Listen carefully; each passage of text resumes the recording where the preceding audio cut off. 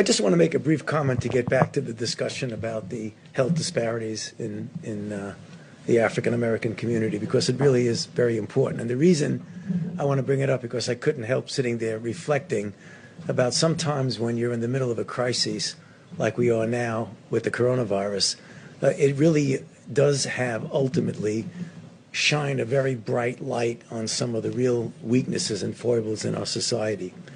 And as some of you know, the greater proportion of my professional career has been defined by HIV/AIDS. And if you go back then, during that period of time when there was extraordinary stigma, particularly against the gay community, and it was only when the world realized how the gay community responded to this outbreak with incredible courage and dignity and strength and activism, that I think that really changed some of the stigma against the gay community, very much so. I see a similarity here because health disparities have always existed for the African American community.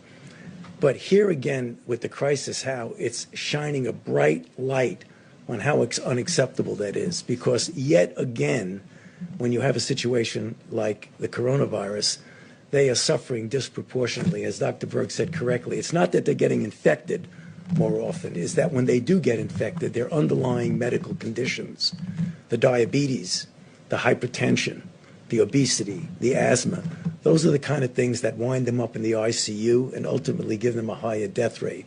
So when all this is over, and as we've said, it will end, we will get over coronavirus, but there will still be health disparities, which we really do need to address in the African American community. Thanks. Panic and be afraid for what?